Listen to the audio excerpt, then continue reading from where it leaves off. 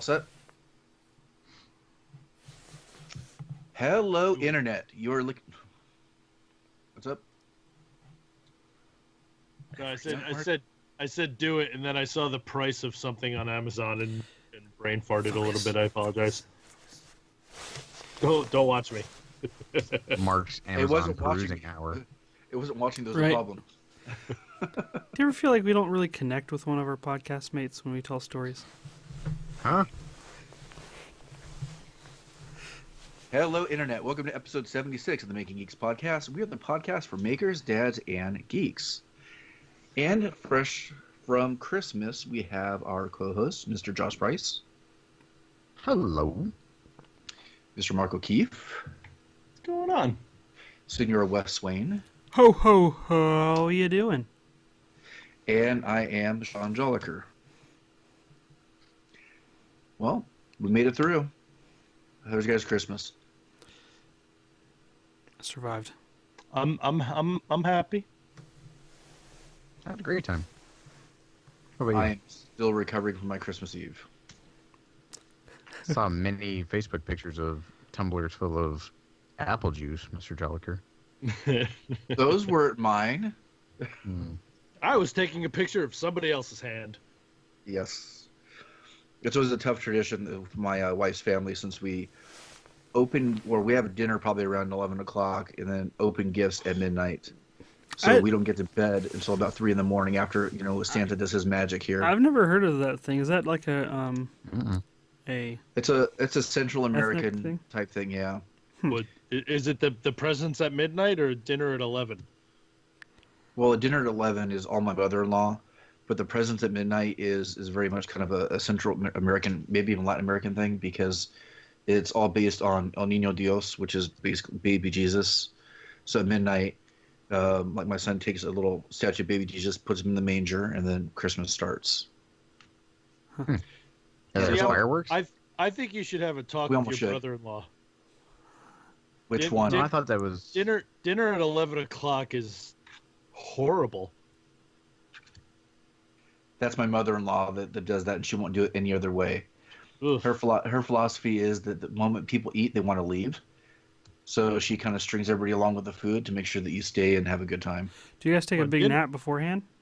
Like, do the kids do it? Like, how do the kids handle it? So around about 4:30, I put everybody to bed. 4:30 in the afternoon.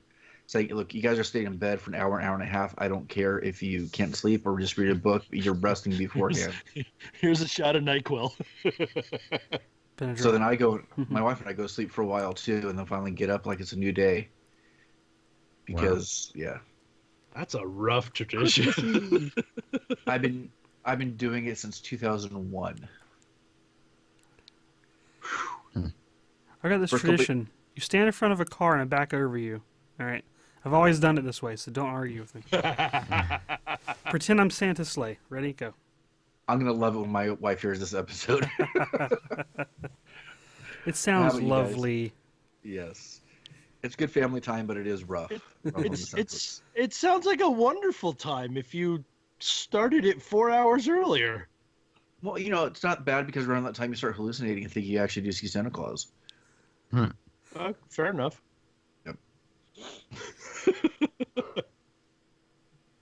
See, this year we had Christmas Eve kind of lunch, is usually what we do. Like a big fat spread, and then you're just kind of full where you don't really want to eat dinner. And so we'll eat that, and then I don't know if I talked about this last year, I do a Christmas Jeopardy game.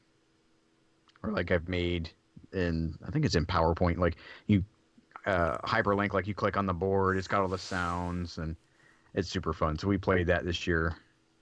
But that's after the food. So tell your mother-in-law, that's how you get people to stick around after the food. You play games. You don't have to, turn people into night owls.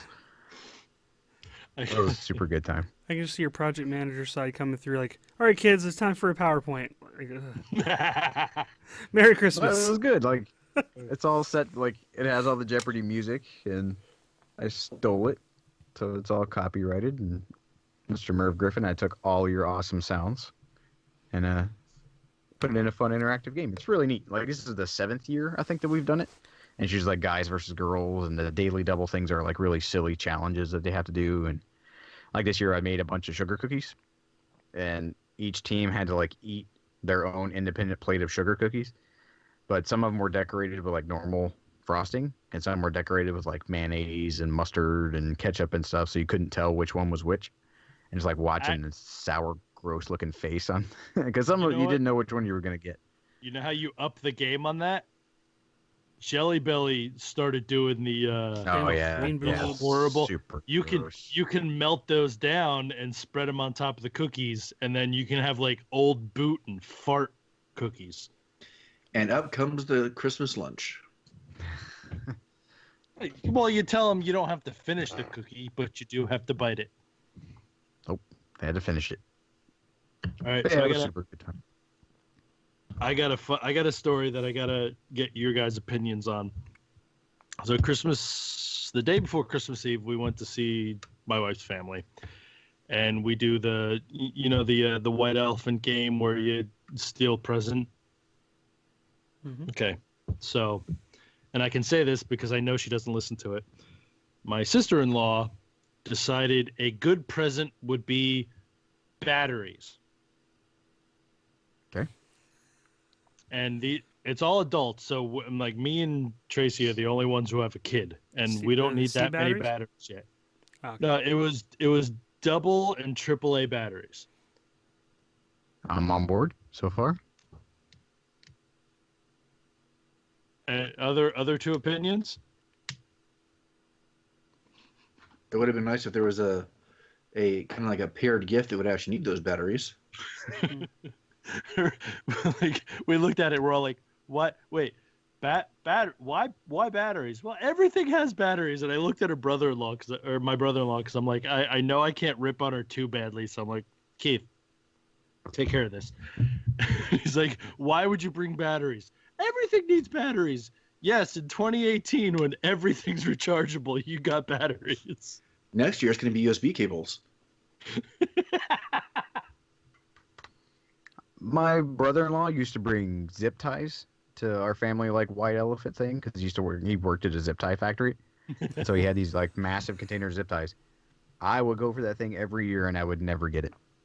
So I'm on board with batteries. Heck yeah, because you need batteries and you don't know if you ever have them, and batteries are freaking expensive.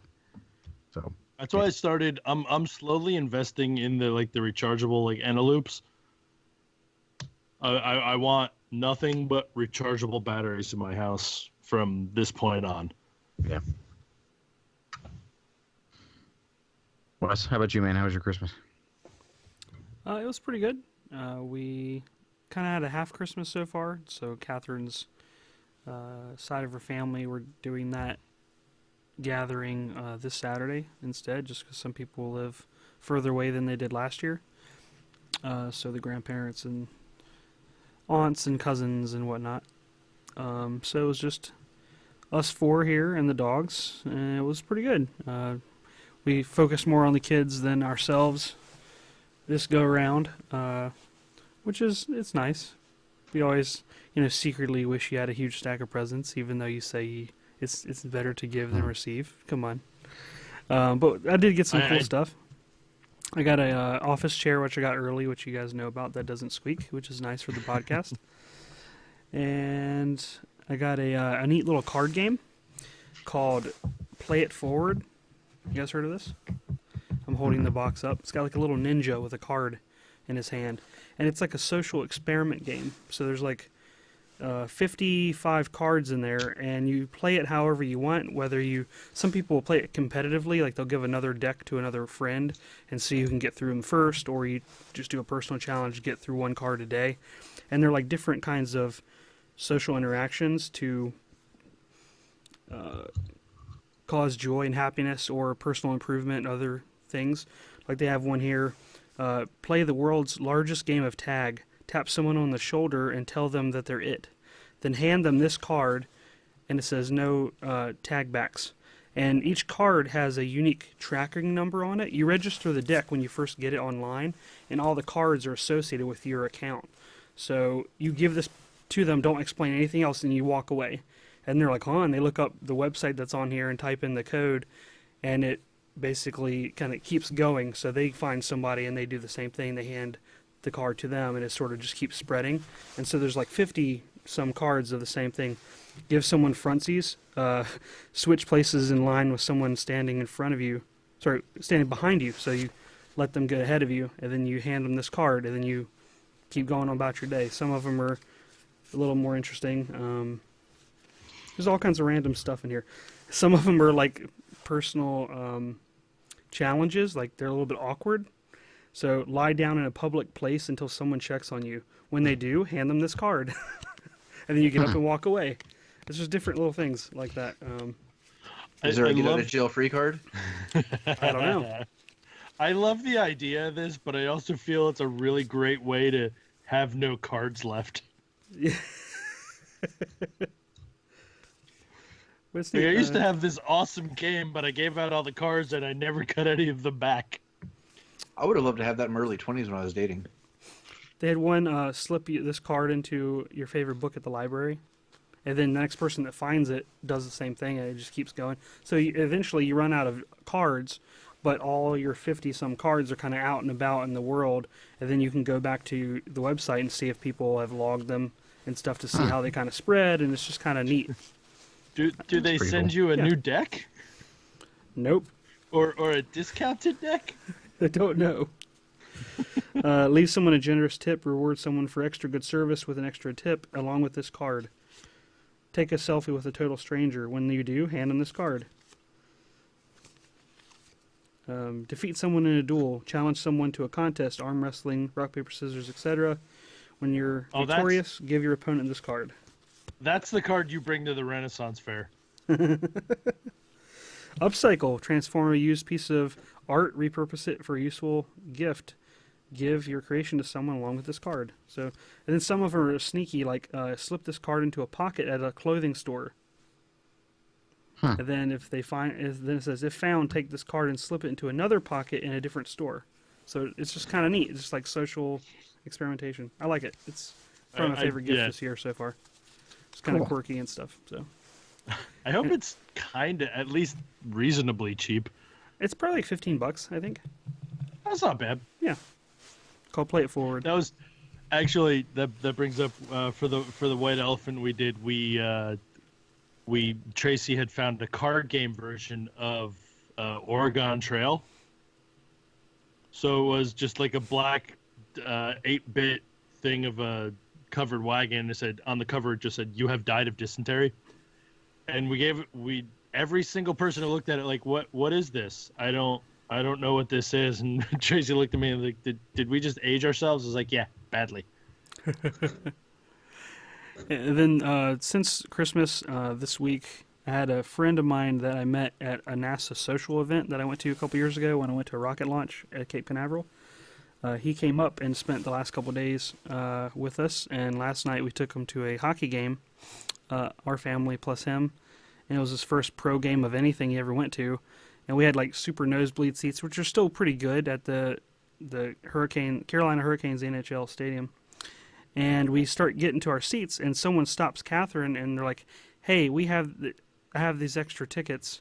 Apparently, she worked for the Hurricanes, and she was like a social media rep. And she's like, "Oh, I got these tickets. They're section 108, which is like the up against, like in the first region, like closer to the glass. Like, do you guys want these? There's only 4 seats." And we're like, "Yeah, we'll hold Grant on our lap." We go down there, and they're literally in front of the glass, like in the corner.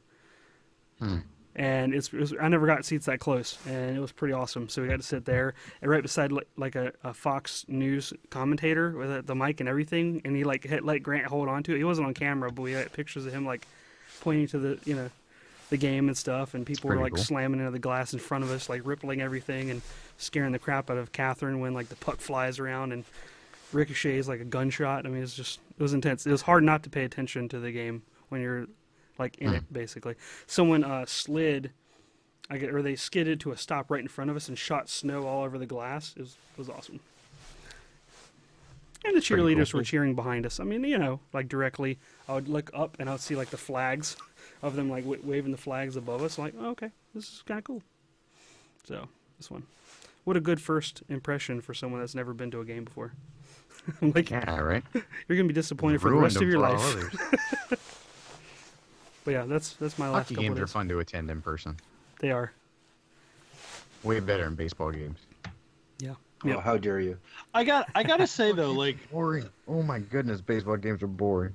I love playing baseball, but sitting there watching someone else play baseball, it's like commercial I tell you what, next time you're in timeouts and town, we should go to a baseball game, Josh. What do you think? yeah, Bring the kids. that would be a great idea. Let's bring our children to an overpriced concession stand while they whine about being outside. We never did that before. That was a terrible idea. I got a hedgehog out of that though. Is that thing still alive? Yes, You haven't it's not mentioned it in a frozen while. to death. Okay. It's alive. I don't really deal with it. I keep calling it a hamster, and Tiff gets mad. That was pretty much the theme for this Christmas. Like anybody who bought Tiffany or Elizabeth anything had hedgehogs and stuff on it, or little plush. And I was like, man, it's all the rage. Like llamas and hedgehogs are all the rage this season. They're branching out from like the big five animals, and they're getting a little obscure. And I guess hedgehogs and llamas were at the top of the list. Good to know. Yeah, I guess. So what was your favorite gift? Well, we know Wes's. Wes has got a cool card game. Mm-hmm. What'd you get excited about, Sean?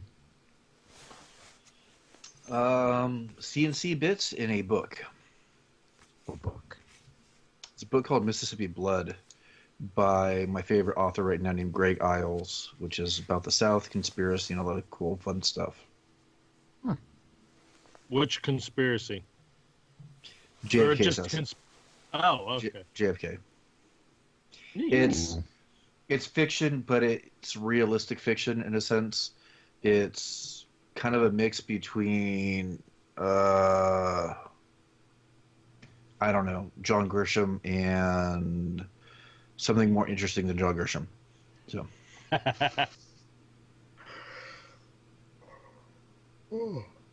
Excuse me. Bless you. how about you, Mark? Well, my mom asked me what I have $200. What do you want? And originally I told her, get me a bunch of art books because I really enjoy like the art of this movie or that movie or cartoon or whatever. And she said, I'm not spending $200 on books. What the hell do you want? So in a shot in the Go dark, America. well, my I mom bought some is, movies. No, my mom is Stupid still she wants that big impact gift, you know, and a book is like to her Throw a the book, book at you. is so I told her, I was like, all right, I'll go back to my childhood. I always wanted the Millennium Falcon Lego set. Here's the knockoff super duper one, and took a shot in the dark. And she got me the Lipin Star Plan Ultimate Collector's Edition Lego Millennium Falcon, which is the $800 and some odd Lego version, which is the $250 knockoff version, or no, not 200, like 220 or something around there. So I've never gotten a Lego set. I have to build a piece of furniture to build it and display it. So that's interesting. You do the coffee And then- table thing? I think I'm going to. Yeah, that's really the only option I have. It's not going to be in my living room. It'll be in the basement on my TV. Which means I have to get rid of the table that I built, which I'm a little upset about because I was kind of proud of that thing. But I got that, and then Tracy got me the Art of How to Train Your Dragon 2, which I really wanted because I wanted some detailed sketches on Hiccup's helmet and extendable sword. Because I am making that helmet and the sword. I just don't know if it's for Lego or cosplay. We have that helmet. What? Like, yeah, we have one. Deacon was a Hiccup for Halloween one year, and so we have one. The kids play with it all the time. It's pretty awesome. Like it's the full face, and then the back is I don't even, not louvered, but like it overlaps. Yeah. And so it kind of like you can push it up and it goes up and down like that. Like they're overlapping little like armor laps on the back. Could I borrow that? I don't know where it is. It's in here somewhere. If you can It's find pretty it, sweet. I'd You legitimately might be like able to to look it borrow up on that. Amazon. Yeah, because I actually I wanted to make the Lego set because I wanted to make like a big fig version of Hiccup or not Hiccup, Toothless, and make some accessories for Lego guys for that. But I kind of wanted, I really would like to make a leather version of that helmet, like make a real version of it, because that's a really cool design. I've always liked that. It was a cool helmet. That was Yeah. not a cheap Halloween costume. We went to one of those like Halloween stores that usually takes over like a closed down Kmart or whatever. Yeah. And Deke found it, and it was it was more expensive than like go pick the Superman with the bulgy muscles from the rack at Walmart. And then he found the helmet. He wanted to put it on. And it's cool because it has like the peg leg, so you put your like the kid's shoe on the inside. So like when you stare at him, it has like the boot and it has the peg leg. But the helmet, he showed me the helmet that was going to come with it. It set it off. I'm like, yeah, buddy, we're doing that. That's awesome. Yeah. Yeah, I don't know. It's around here somewhere. I'll look it up. You got to move it out eventually. At the very least, I want detailed pictures of it. That I can do if I can find it. I got a new backpack because I'm a big dork and I really like backpacks because I don't like being without stuff. So I just carry around a backpack with me. And so I got a backpack to carry my laptop and a bunch of other stuff. Some new headlights for my Jeep, which is like one of those super practical dad gifts. It's not very fantastic, but it's awesome because now my Jeep looks like a brand new girl. Like old one had cataracts and it was all gross and nasty, and it was like $70 for some Chinese reprint Jeep Grand Cherokee headlights, and I swapped them out, which wasn't very hard, but I guess in the process I broke like half of the bulbs. So I went to turn it on and like nothing worked. And I went to use my turn signal and it was like it was going like crazy fast. And I Did guess you that's what touch it with your happens fingers? No. I just wasn't very gentle. They hadn't been taken out in a long time. And so I had to not only had to buy lights, I had to go to AutoZone and buy a whole new complement of bulbs for it. But yeah, it was crazy because that evening I was driving back to the house at night and I thought that when I put one of the new headlights in, I was like, did I put it in crooked or something? I was like, because I can see like so much more. I was like, this is insane. And I thought that they were just like out of alignment. I'm like, oh no, that's what you can see when you actually have headlights that work. That's like getting new glasses when you've needed them for like 10 years. Like, oh my God, is this what vision is like? Yeah. So that was pretty neat. A couple other little things, but yeah, Tiff and I did something different this year. We did our Christmas on Christmas Eve, like after the kids went to bed. Like we open Christmas pajamas on Christmas Eve, and everybody goes to bed, and then in the morning, you do Christmas Day stuff. And my Jeep has been like the Christmas present holding tank, and it's been freezing cold outside. So and I have Tiff's gift in one part that she's not allowed to look in, and she has other stuff in the other part, and so. But we've always been around each other, so we haven't had the time to like, I'm gonna wrap your presents, don't come in here type moment. So her gifts were just out there in the boxes that they came in, and she was like, I don't feel like wrapping stuff. I'm like, I don't feel like wrapping stuff either. So we just had our Christmas together the night before, and then Christmas Day was all about the kids and destroying the house and playing with all their stuff. That was kind of nice. I liked it. It reminded me of the before times. It was more special and quiet.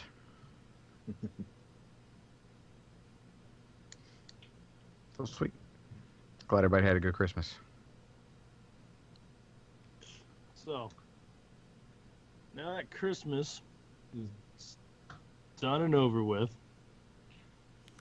we're going to do the traditional not necessarily traditional, but what are we hoping for this year? And Josh, in his amazing search and listening ability, checked out what we did last year, and he can now call us out on what we said we wanted to have done this year. And Yeah, then so we're last gonna year we did like a wrap up of 2016, and then like what we were gonna hope to do so that we could all keep each other accountable, which I think individually we can address our own goals, and then collectively how we have not tried to help each other achieve any of those goals. Because I think we forgot like the week after we recorded that we actually had Yeah. those goals. Yeah, now I vaguely remember that conversation. Yeah. Whoops. So, who wants to go first? Who wants to justify why they didn't do their thing first? in what pennant? Okay, I'll go first. I'll get it over with. Okay. So, Mark, last year's episode, 1 year from this time, you said that you wanted to have a logo for Asylum Designs made up. You wanted to create your website, start a bigger online presence, and to actually have your X-Carve up and running. So how are those things going? I have 75% failed. Okay. Xcarve, I'm in the middle of making the enclosure, so because that thing is loud. Even in my basement, that thing is ridiculously loud. And if you're carving anything, you're looking at a couple hours. And I've still got a toddler, and she still goes to bed at anywhere between noon and 2. So running something that loud and trying to put a toddler to sleep is a bad thing. So I'm in the middle of, I've got most of it done. I still only get about one day every other week to work on stuff. So I got most of it built, and it's getting closer to being finished, and then I can really start playing with it. And I got to tune it too, because like Josh, you said when you were here, I got to tighten those belts till they're guitar strings. Yep. Sounds like bass string. Yeah. So that's why the X-Carve's not running. Online presence, I don't remember when I started the Twitter, the Facebook, and the Instagram. I want to say I failed, but I don't know how, the depth of which I failed. I don't think I failed that bad. I just think I might have come up a little short. Logo I've worked on a little bit, but not extensively, because my artistic ability has waned even less than I've ever had it. So it's a little wonky. I'm still trying to just play with stuff. What was the other one? Website. Yeah. Well, it seems like you've made it through the year without needing any of these things. So I guess in a little while we can get to what it is you're hoping for 2017. So maybe that can kind of sway what it is that you want for, or whatever, 18. I mean, whatever the hell. To be fair, I'm still in the ridiculous incubation period of starting something. I mean, I didn't think by this year I'd consider doing a YouTube, but I have video doing a YouTube. That's a good start. Doing a YouTube. Do you do the YouTube, kids? No, I mean I have video in Premiere that's waiting for me to figure out how to use Premiere. But I mean, the first one's always takes the longest because you're not only learning how to do a project, you're learning how to do the software, you're learning how to put it all together. So the second one comes quicker than the first one. But I have made progress, not not as much as I would have liked to, but I have moved forward. So that I'm happy I've moved forward. Yeah, so we're not. This is not the context that anybody has failed. You're not like justifying it to us. This is just you from the past talking to you right now. Yeah. So No, I've moved like I'm happy. I'm not as happy as I could be, but I am happy. I've moved forward. I've gained a couple more skills. I've taken on some more softwares that I probably shouldn't be trying to learn alone, but I am. So it's progress. Any way you look at it is progress. So good. I'm happy with that. All right, Sean, you want to go next? I'll go next. So last year, my so-called resolution or goal was to do 2 videos a month, and I was doing pretty good until this school year started. And my years are almost measured from September to June. Anyways, it's really hard going by the calendar year with my job. And like I said, I did about 2 videos a month until August, and I haven't done a video since August. So I would have gotten really close to that if I was able to continue. But new things with my job kind of made that all take a back seat. I also said that I wanted to get into electronics, and I did a little bit with one project I did that I have a video for, but also in a roundabout way with now teaching coding and having to go back to some of that. It's not directly electronics, but it's related, so I'm going to call that a win. And then working on the pinball game, and that's the one that just never happened. But I think that this year has probably more potential for it than even in years past. So, cool. Did you make that goal before or after Ben Heck did his? I can't remember the timeline. Before he announced his official plans for what he was doing, and I found out that it was almost identical to what I wanted to do. Although I still have some things that I want to do that he's not even close to. Yeah. Crush him. We'll see. Who wants to go next? I'll go next. Let's Josh. Okay. Mine was to make a project video per month, I believe, and take on at least 1 to 2 big projects to make videos for. That, I think it was that year. Yeah, two big projects within the year. Yeah. Yeah. Yeah. So I think I started out pretty well with a couple videos, and then summer got here pretty quickly.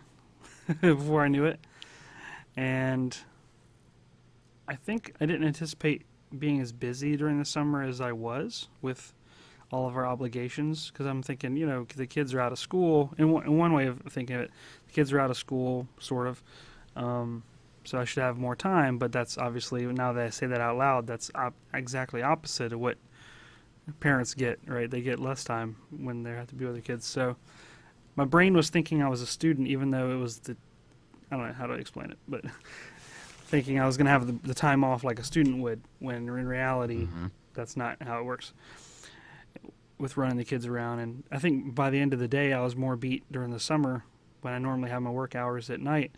And I was just like, I'm too tired. And I think that just happened way too often. But the other thing, similar to what Mark said, just how progress is progress, I ended up acquiring more tools within this last year that I had previously, and thus I needed to learn more software to run them. So I ended up winning a second 3D printer, which is awesome for being able to make things out of new materials, because that one uses NinjaFlex and lots of others for the Prusa. Thanks to the Thwomp video. Have you printed in NinjaFlex yet? I haven't, but I need to. Okay. I have a really simple project. I have 2 projects that could use it right now. And then the other one, I ended up acquiring a CNC machine from Mr. Luis Gonzalez of the Making It podcast family of patrons. He sent me his old X-Carve, and I eventually put it together, and that distracted me quite a bit. So I think I'll use a lot of my my time that I otherwise would have used for video production. I just wanted to mess with that thing all the time. And it's most of the way there as far as functionality. It still has a couple glitches in it, which I ordered replacement parts to give it a lobotomy in the next month, within the next actually week. So it won't be an X-Carve anymore technically, because all the controller and everything will be non-X-Carve. And I got some wiring to replace and stuff, and actually ended up adding a laser module to it just yesterday. So now I have a laser engraver. So the big three, DIY home digital fabrication machines I've got now. Even though I also had a 3D printer previously, but that's a big deal. It's a lot of different software to learn, lots of new techniques and everything. And my potential for project videos has grown. And I did expand a little bit in the project video realm of starting to do software tutorials, which was a goal of mine. Even though I didn't say it out loud, it was something I wanted to do. I was able to get a couple of those out, I think 3 of them. So I just definitely want to do more because I didn't have to they weren't as involved as some of the other project videos. They were easier to get out, and they're doing okay for me not having to kind of push them or anything. So yeah, I think it was, even though it wasn't 100% successful, I think I'm more set up now to be more successful this next year. And I'm more motivated to get it a regular schedule because I'm seeing other people that started as smaller channels than myself kind of explode for good reason because they're excellent channels, but it's hard not to get a little bit jealous. Oh, absolutely. I tried not to say it or think about it, but it's true. Yeah. How about you, Josh? Mine was almost kind of, I guess, easy. When I wanted to practice Fusion 360 more because I wanted to get better at like digital fabrication, being able to take an idea and sculpt it, build it up, and rip it apart, and be able to 3D print stuff from those files. And I really liked it. I actually sat in on one of your tutorials, which was awesome. It was one of my first introductions into Fusion 360, and right. kind of ran with it. But I'm not kind of. If you guys ever watched Mike Boyd on like he does a channel called like learn things quick or learn stuff quick, where he's like, today I'm going to learn how to do this random thing he's never done, and he like focuses his attention and he sees how long it takes him to like do this thing. So it was like throwing cards in an apple or whatever. That's the kind of like personality type I have to learning something. Like I will like dig really, really deep into it for a really long time until I get comfortable with it. And that's what I tried to do with Fusion. And it's kind of easy to do, especially when we got the 3D printer also. So that actually kind of worked out. But I think the other one was more, I don't know, it was more lofty. It was with like, what is the workshop and the workshop's channel? How is that going to like interact with the journey that we started this summer? Because I didn't want to be like a family vlog channel. I still wanted to make things, and I wasn't sure how that was all going to go together, and it still got kind of messy. It pretty much is an RV vlog channel now. Yeah, on the recommended like channels list, there are no makers in that list. It's all RV people. And because our journey came to an end and we got kind of behind, I pretty much stopped making those videos because I just don't want to make them anymore. I think I may for like nostalgia's sake, but I have to dedicate the time to do it, and I just don't want to. But yeah, we did our journey, and that was crazy, and that was kind of a big leap of faith and up in the air thing, and it took us all across the eastern seaboard in the middle of the country, and it was awesome. I got to meet a whole bunch of awesome people, and just like I talked about hopefully doing, we got to do it all. We got to go to maker spaces, we got to meet a bunch of makers, and it's just how, I think the thing I was talking about at the beginning of the year's episode was how am I going to chronicle all that and like share it with everybody. And the more I look through the footage, it's just super sloppy footage. Like when I was talking, I went to Will Walker's house and I was hanging out with him, but I had to record it on my GoPro, and like the sound was all terrible and the camera was all shaky and it was never really pointing where I thought it was pointing, or I would be so enthralled in either helping him build something or me like learning how to turn something on the lathe that huge important pieces of footage were left out. And so the story doesn't make sense. And so like conceptually, the ideas were there, and I was trying to play out what I intended, but in execution, it lacked. It lacked pretty hard. So I don't know where all that's going to go, but now my time is pretty much taken up making YouTube videos with Bob, and it doesn't leave a whole lot of time for stuff that I want to do. But honestly, maybe in the upcoming months, I think a rekindling of my channel in the way that I want it to be rekindled, not the vloggy stuff, but like making things again, is going to be pretty exciting. So I think that may lead us into like, okay, what is 2018 bring us? So that at the beginning of 2019, we can look back and critique ourselves yet again from the future. That's my future self's problem. I don't care. Yeah, man, you deal with it. You're resilient. But I think I'll start mine because we had a pretty monumentous thing happen today. Many people know that I'm here in Kentucky, that we're not really traveling anymore, and it's freezing cold outside, and I hate this RV. I loved it while we were traveling. I love the opportunity that it gave us, but now that we're hanging out in one place, I hate it. I nope, can't stand it. So the people that want to buy it quick. I don't want to live in it anymore, so that works out. And so we actually closed on a house here in Kentucky today. Put it in offer. Or didn't close on a house, I'm sorry. That's wrong. I put in an offer, and the offer was accepted today. That would have been great. Nice. Yeah, Still, congrats. so thank you. So that house is awesome. It was built in 1906, so it's got a lot of character, and it's got a lot of stuff that needs, not a lot of stuff that needs attention, but it's a lot of like content-worthy projects on how to make that really old house kind of more modern.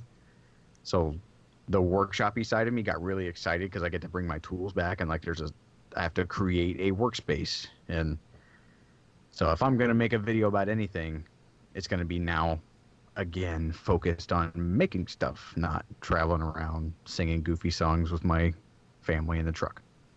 So if I hope 2018 does anything, it's not to erase what the RV has brought our family, but to use that opportunity and where it has brought us now to grow in a whole different way. Hopefully maybe the channel might grow. We will grow together as a family with all the experiences that we've had.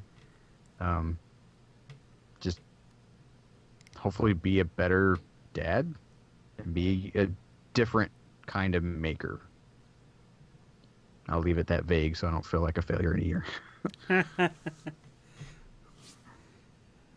Sean, what about you? I feel like I'm in uncharted territory because I don't know what next year looks like.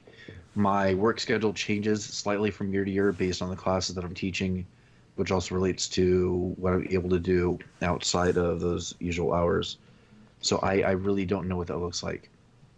If it's similar to what I'm doing this year, that means that my video production is going to be limited, but it might get me into more coding or doing other things. I don't know. And then my big acquisition this year that I wasn't expecting at all, and I still can't believe I even have it in some ways, is the Xcarve. And I've been putting more time into making projects to try to sell, which really isn't that great for video content. I really don't know what the future holds. I still do want to do the pinball game. There's a lot of projects that I want to do. But I also started that blog site, which I hate calling it a blog site, but I just hate that name. But getting into doing more writing. One thing that I am planning to do is I'm going to be starting a new podcast. What? You moonlighting son of a bee. But it's all related to the other site that I started for the writing. And it'll be more topical. Some of it will actually be just reading the articles out loud that I wrote, to give a little bit of an option whether to listen to it almost like an audiobook type thing as opposed to reading it, because some of them are already in excess of like 2,000 words, which is, kind of like TLDR for some people. Too long didn't read. I don't know. So we'll see what happens. I don't even want to make goals. I don't know what things are going to happen. Well, it's funny that you mentioned that because the idea of another podcast has been brought up. Uh-huh. Yeah. I already have Oh, an idea of how or who. I listened to that today. Yeah, but we don't know what it's. I mean, no one knows what it's about. But that was funny. You caught me off guard. I thought I had that close to the chest. Well done, Mr. Jawker. I have an idea of what you're talking about too. But maybe we'll talk later. We're just gonna scream loudly into microphones. Me and this mysterious person. Uh, People dig that. It's big in Japan. I'm assuming it has something to do with fatherhood. If my suspicion's correct. Maybe. How about you, Mark? I would like for this year. I do want to continue with the website thing because I do see that as being a nice place to consolidate everything in the one spot. I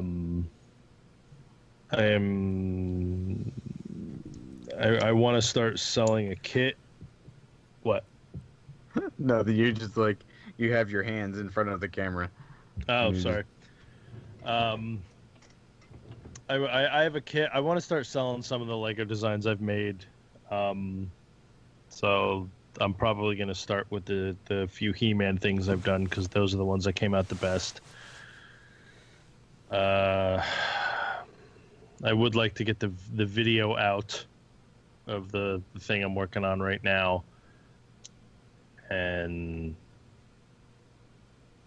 get my pad printer working because that needs a lot of custom work because I can't join the group that you can buy the parts from because it costs 10 grand. Yeah, what's It's a lot of Legos. Yeah. Well, no, I mean, for the pad printer isn't just for Legos, but it is the reason I ended up getting it on eBay for really cheap. I would like to. I'd like to see some things like solidified in their final form this year. You know, like everything's been kind of up in the air and being worked on and in process for so long. I just want to see something finished.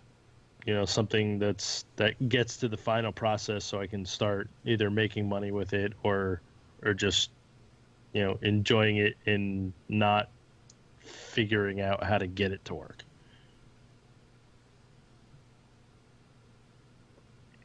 Wesley, you're up. I would like to go back to the original measurable goal of one video a month. That would be a nice starting point for me.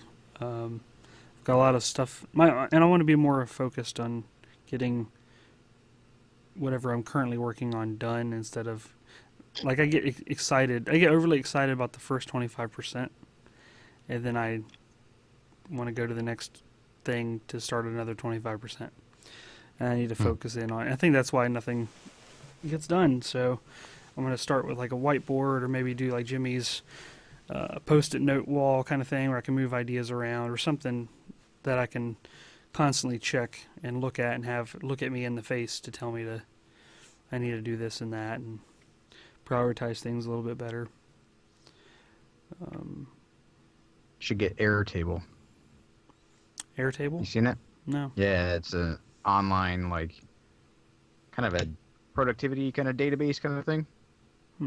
That you can move around ideas, kind of like Trello, but it's a lot more interactive between things, and so you can create like a project list.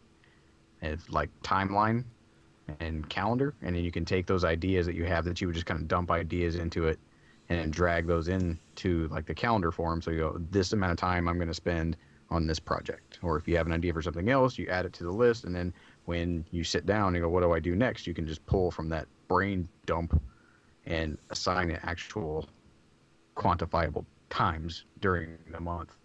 Sweet. Dedicated to working on it. That'd be cool. Yeah.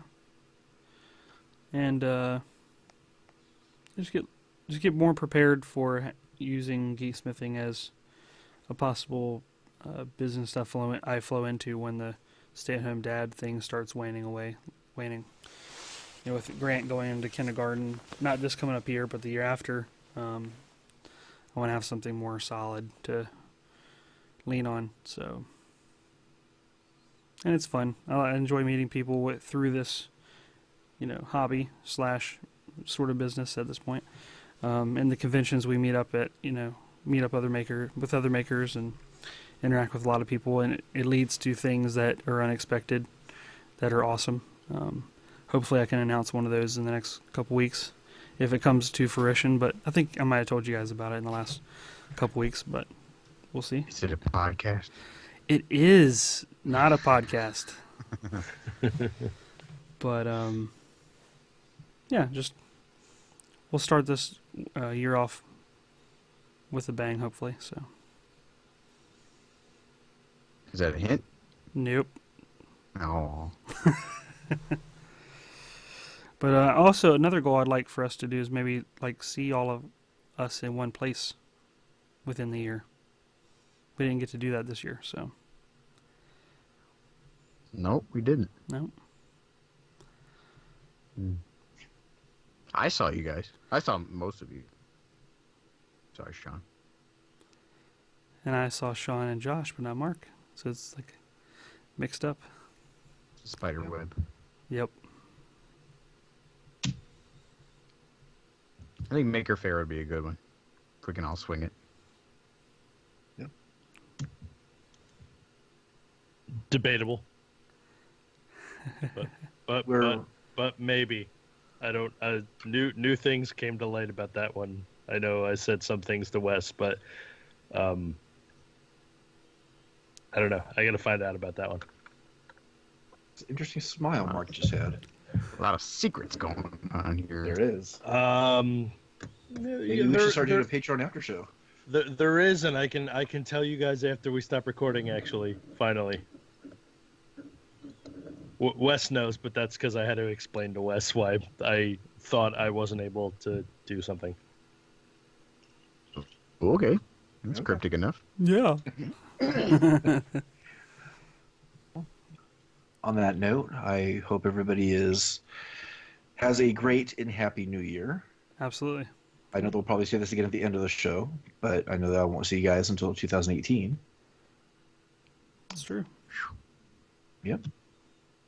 Another one in the books. 2017 was nuts. I'm kind of... Over 2 years with you guys. I know. Really? I'm happy about that. Yeah. Wow. Well, time goes by when you're having fun. I still remember the Facebook conversations. Hey, do you want to do this something? You know. Well, and speaking of fun, you know what's really fun is going over to makinggeeks.com, checking out our contact page. That was good. That was silky smooth. Dope. Well done. Well done. We would love to hear from you. Our inbox has been a little bit lonely lately. I don't know if people are just kind of hiding in the wings. I know that people are listening. I see the numbers, and we're really appreciative, but we would actually really love to hear from you. So go ahead, drop us a question, suggestion for the show. I know that every now and then I get messages through some social media, but we'd love to see it through the actual site too. And don't forget, you can listen to all of our past episodes right there on the homepage, just like our one from last week with Mr. Bob Claggett, which is actually doing pretty well. I'm glad that a lot of people tuned in to kind of listen to that episode, and we're very appreciative. So please check out makinggeeks.com. And you can find us on all the social medias. On Instagram at Making Geeks Podcast, on Twitter and Facebook at Making Geeks. And we'd like to thank our lovely patrons over at patreon.com/makinggeeks for keeping the lights on and the hamsters running on the wheels. With your support, and make these things possible and keep us upgraded and sounding as good as possible. We'd like to give a special shout out to our top patron, Mr. Seth Williams. Thank you, sir. And all of our other patrons, thank you guys for your support. And I think maybe this beginning of this next year, we'll revisit our Patreon awards and rewards and goals, and maybe try to be more active on that platform to make it more incentivized to participate there. So I think that would be a good goal for us. But head over to patreon.com/makinggeeks to help out.